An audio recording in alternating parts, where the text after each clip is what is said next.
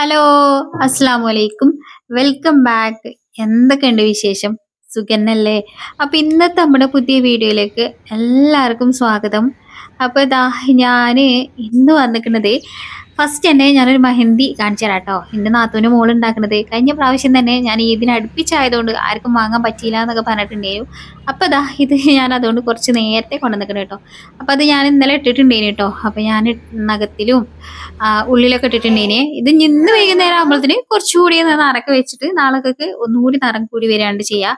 Organic henna ആണെങ്കിൽ പെരുന്നാളിന്റെ തലേന്നല്ല അതിന്റെ തലേന്ന് ഇടണം. എന്നാ പിന്നെ പെരുന്നാളിന്റെ അന്നേക്ക് നല്ല പോലെ കളറൊക്കെ വെച്ച് വരും കേട്ടോ. അപ്പൊ എനിക്ക് വിശ്വസിച്ചിട്ട് വാങ്ങിക്കാം. എന്റെ നാത്തൂന് മോൾ തന്നെയാണ് ഉണ്ടാക്കുന്നതും. കൊറിയറായിട്ട് ഓള് സെൻഡ് ചെയ്ത് തരും കേട്ടോ, എവിടേക്ക് വേണമെങ്കിലും. അപ്പോൾ ഈ ഞാനിവിടെ കൊടുത്തിട്ടുള്ള ആ നമ്പറിൽ നിങ്ങളൊന്ന് ഓളൊന്ന് മെസ്സേജ് ചെയ്താൽ മതി കേട്ടോ. അപ്പം അങ്ങനെ കൊറിയറായിട്ട് സാധനം നിങ്ങൾക്ക് സെൻഡ് ചെയ്ത് തരും. അപ്പോൾ ഇപ്പം തന്നെ വാങ്ങിക്കോളി, പെരുന്നാളാകുമ്പോഴത്തേക്ക്. പിന്നെ എനിക്ക് നിങ്ങളുടെ അടുത്ത് വേറെ വലിയൊരു വിശേഷം പങ്കുവെക്കാനുണ്ട് കേട്ടോ. നമ്മള് കുഴൽക്കിണർ കുത്തിയിട്ടുണ്ടായിരുന്നല്ലോ, അത് ഇതാ വീണ്ടാമതും കുത്താൻ പോവാണ് കേട്ടോ. ഒരു കുഴൽക്കിണർ കുത്തിനാല് കൂനിമ്മൽ കുരു എന്ന് പറഞ്ഞ മാതിരി തന്നെയാട്ടോ നമ്മളെ അവസ്ഥ. സത്യം പറഞ്ഞാല് സാധാ കിണർ കുത്താനേന് ഭയങ്കര ആഗ്രഹം. കുഴൽക്കിണർ കുത്തിയാല് അതിന്റെ വെള്ളത്തിന് അങ്ങനെയാണ് ഇങ്ങനെയാണ് പല പല പ്രശ്നങ്ങൾ പലരും പറയണ കേട്ടിട്ട് എനിക്ക് അതിനെ പറ്റിയൊക്കെ ഏകദേശമൊക്കെ ധാരണയൊക്കെ ഉണ്ട്. പക്ഷേ നമ്മളിവിടെ 27 അടിയിൽ പാറയാണ് കേട്ടോ. അപ്പൊ ഈ 27 അടി മുതൽ നമുക്ക് വെള്ളം എത്തണ വരെ ഈ സാധാ കിണർ പൊട്ടിച്ചുകൊണ്ട് അറിയണത് നമുക്ക് നല്ല പോലെ പൈസ. സാധാരണ കിണറിന് ഒരു 1-1.5 ലക്ഷം ചെലവാക്കണമെങ്കിൽ നമുക്ക് ഇവിടെ ഒരു 3-4 ലക്ഷം വേണ്ടി വരും കേട്ടോ. പക്ഷെ ഇവിടെ എല്ലായിടത്തും സാധാ കിണർ കുത്തിയതും അടിയിൽ പാറയിട്ട് പൊട്ടിക്കാൻ കഴിയാതെ അങ്ങനെ ഇട്ട് പോയതേനി കേട്ടോ. അങ്ങനെയാണ് നമ്മളൊരു മെയ് 3-ാം തീയതി ഇവലെ വിളിക്കണതും ആദ്യത്തെ നമ്മൾ കുഴൽക്കിണർ അടിക്കണത് കേട്ടോ. അന്ന് 125 അടി അടിച്ചിട്ട് നമുക്ക് നല്ല പോലെ വെള്ളമൊന്നും പൊന്തിയൊന്നുമില്ല. പക്ഷെ അങ്ങനെ നിർത്തി പോയതേനി കേട്ടോ അന്ന്. അന്ന് ഓല് പോയ സമയത്ത് പറഞ്ഞിട്ടുണ്ടായിരുന്നു 3000 ലിറ്റർ വെള്ളമൊക്കെ ഉണ്ടാവും, അങ്ങനെ ഉണ്ടാവും ഇങ്ങനെ ഉണ്ടാവും എന്നൊക്കെ പറഞ്ഞ് കുറെ വാഗ്ദാനങ്ങളൊക്കെ തന്നിട്ടാണ് പോയിട്ടുണ്ടായിരുന്നത് കേട്ടോ. പക്ഷേ നമ്മള് പിന്നെ മോട്ടർ വെച്ചു. മോട്ടർ വെച്ചിട്ട് 5 മിനിറ്റ് മാത്രം നമുക്ക് അതിന് വെള്ളം കിട്ടും. അതായിരുന്നു കേട്ടോ നമ്മളെ അവസ്ഥ. 5 മിനിറ്റ് കഴിഞ്ഞാൽ വെള്ളം കഴിഞ്ഞു, അതിന് പിന്നെ പോരാൻ വെള്ളമല്ല.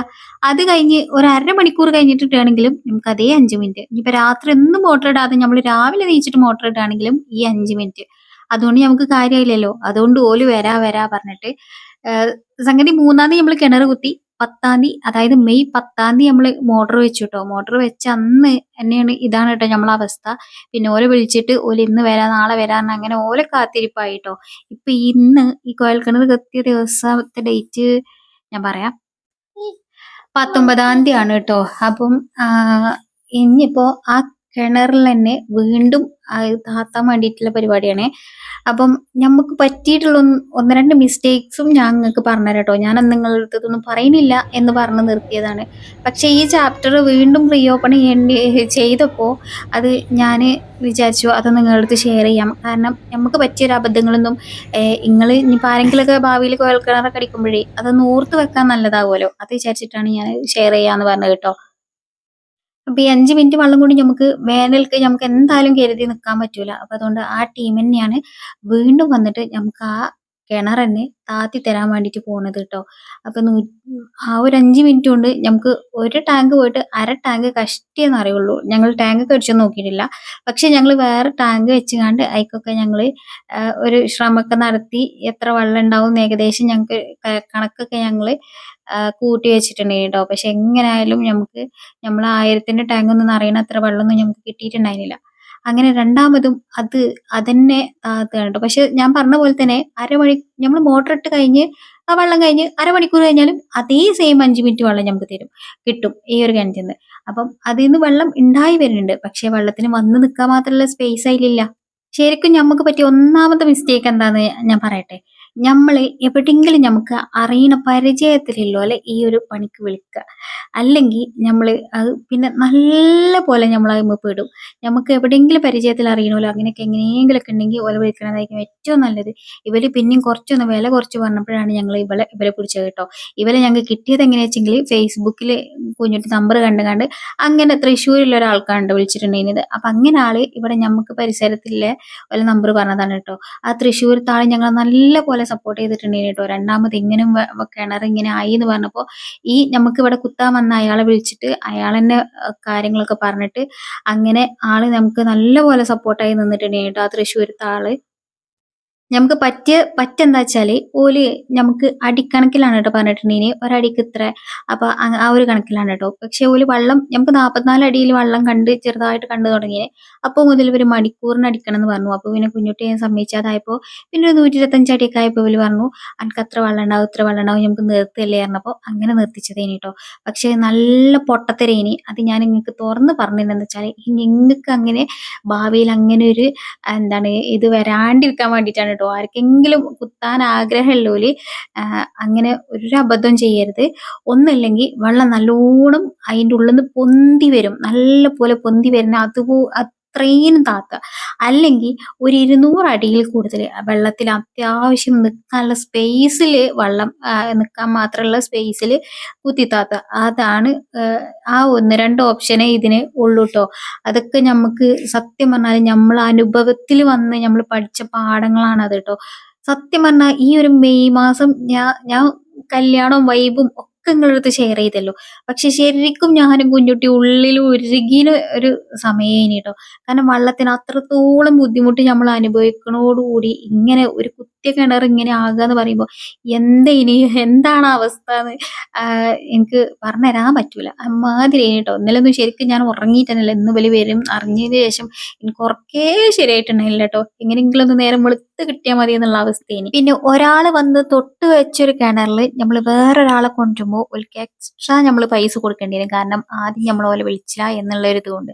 അതുകൊണ്ട് തന്നെ ഇവരെ അടിയും കാര്യം പിടിച്ചിട്ടാണ് നമ്മള് കുറേ നമ്മള് ഓലെ പിന്നാലെ നടന്നിക്കണം കേട്ടോ. ഒരു ദിവസം 2ഉം 3ഉം കോളൊക്കെ ചെയ്ത് ശല്യപ്പെടുത്തിയിട്ട് ചിലപ്പോൾ കോൾ എടുക്കൂല, അങ്ങനെയൊക്കെ ബുദ്ധിമുട്ടുണ്ടായിക്കണം. അതാ ഞാൻ പറഞ്ഞത്, ഓല് അഥവാ കോൾ എടുത്തിട്ടില്ലെങ്കിൽ നമുക്ക് ഓലെ ചെന്ന് കാണാൻ പറ്റുന്ന അത്ര അടുത്തുനിന്ന് എവിടെയെങ്കിലും നമ്മളെ പരിചയമുള്ളവരാവണം എന്നുള്ളത്. അപ്പൊ ആള് വെള്ളം നല്ലോണം വരുന്നുണ്ട് കേട്ടോ. ഞാനിങ്ങനെ വീഡിയോ എടുക്കുന്ന ആള് കാണുന്നുണ്ട് കേട്ടോ. അപ്പൊ അയാൾ എൻ്റെ അടുത്ത് വന്ന് പറഞ്ഞതാണ് കേട്ടോ. അത് വന്ന് ചിരിച്ചിട്ട് പറഞ്ഞതാണ്, ഇപ്പൊ വെള്ളം എന്താ ഇപ്പൊ പൊന്തുവേ വീഡിയോ ശരിക്കും എടുത്തോട്ടോ എന്നൊക്കെ പറഞ്ഞിട്ട് ആൾക്ക് പറ്റണ ഭാഷയിൽ ആണ് കേട്ടോ അയാൾ പറഞ്ഞു തന്നിട്ടുണ്ടായിനിയത്. അങ്ങനെ നമ്മള് ആദ്യം 125 അടി അടിച്ച് നിർത്തിയ കിണറിൽ വീണ്ടും 100 അടി അടിച്ചപ്പോഴാണ് നമുക്ക് ഇങ്ങനെ വെള്ളം വന്നിട്ടുണ്ടായിനിയത് കേട്ടോ.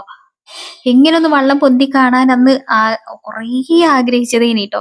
ഇതിപ്പോ ഞാൻ കുറേ സമയമായി ഇങ്ങനെ നോക്കി, ഇങ്ങനെ ഇടക്കിടക്ക് ഇങ്ങനെ പോയി നോക്കി ഞാൻ അങ്ങനെ എടുക്കുന്ന വീഡിയോ ആണ് ട്ടോ. എനിക്ക് എന്ത് പണിയെടുത്തിട്ടും മുറുകണില്ല, വിശപ്പില്ല, എന്തൊക്കെയൊക്കെയോ ഒരു എന്താണ് പറയാൻ അറിയാത്ത എന്തൊക്കെയൊക്കെയോ ഒരു മാതിരി ഒരു സൈസ് ഒരു അവസ്ഥയിൽ ഇങ്ങനെ നടക്കുന്നുണ്ട് ഞങ്ങള്. പക്ഷെ ഈ വെള്ളം വന്ന് നല്ല രീതിയിലാണ് പൊന്തിയാണ് കണ്ടപ്പോഴാണ് ഞങ്ങൾക്ക് ഭയങ്കര സന്തോഷമായത് ട്ടോ. നമുക്ക് ഈ 2 പ്രാവശ്യമൊക്കെ വന്നു പോകുമ്പോ എങ്ങനെയായാലും നമുക്ക് നഷ്ടം തന്നെയാണ് വരിക.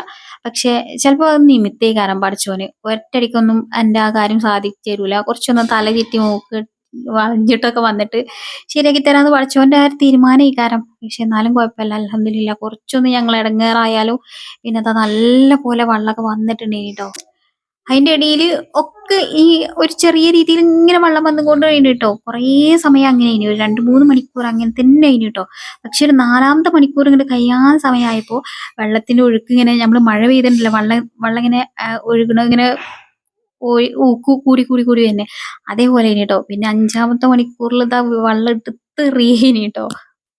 ആ ഒരു സമയത്തെ സന്തോഷമൊന്നും പറഞ്ഞറിയിക്കാൻ പറ്റൂല. ഇതിന്റെ വീഡിയോന്റെ ബാക്ക്ഗ്രൗണ്ടിലത്തെ സൗണ്ടൊക്കെ ഞാൻ ഓഫ് ആക്കിയതാണ്. കുറെ സ്ഥലത്ത് ഞാൻ കരയുന്നുണ്ട്, ചിരിക്കുന്നുണ്ട്, സന്തോഷിക്കുന്നുണ്ട്, അങ്ങനെ പല ഇമോഷൻസ് പോയി കേട്ടോ എന്റേത്. മാഷാ അള്ളാ വെള്ളമൊക്കെ കണ്ടു, നല്ല സന്തോഷായി. കാരണം വേനൽക്ക് നല്ല പോലെ വെള്ളത്തിന് ബുദ്ധിമുട്ടുന്നവരാണ് കേട്ടോ നമ്മള്. അപ്പൊ പടച്ചോന് മനസ്സറിഞ്ഞ് വെള്ളം തന്നേക്കണ്. അതിന്റെ ഇടയ്ക്ക് മഴയും പെയ്തിട്ടുണ്ടായിരുന്നു. ഭൂമിയിൽ വെള്ളം പൊന്തുക, ആകാശത്തുനിന്ന് വെള്ളം പൊന്തുക, പടച്ചോന്റെ ഒരു അനുഗ്രഹം വാരി കോരി ചൊരിഞ്ഞ പോലെ കേട്ടോ.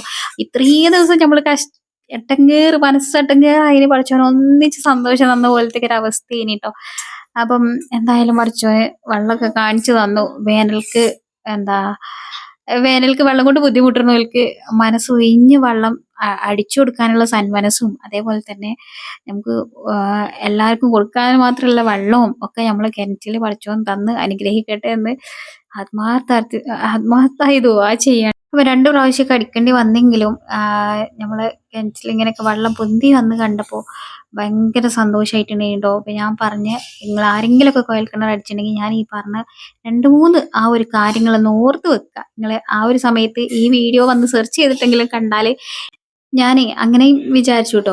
ഇപ്പൊ എല്ലാരും എല്ലാ കാര്യം യൂട്യൂബിലൊക്കെ ഒന്ന് സെർച്ച് ചെയ്യുമല്ലോ. അപ്പൊ ഇതേപോലെ എന്തെങ്കിലുമൊക്കെ വല്ല ടിപ്സോ ട്രിക്സോ ഒക്കെ ആരെങ്കിലുമൊക്കെ യൂട്യൂബിൽ സെർച്ച് ചെയ്ത് നോക്കുകയാണെങ്കിൽ ഈ 2, 3 പോയിന്റുകൾ ഞമ്മക്ക് സത്യം പറഞ്ഞാൽ നമ്മൾ അനുഭവത്തിൽ പഠിച്ചു.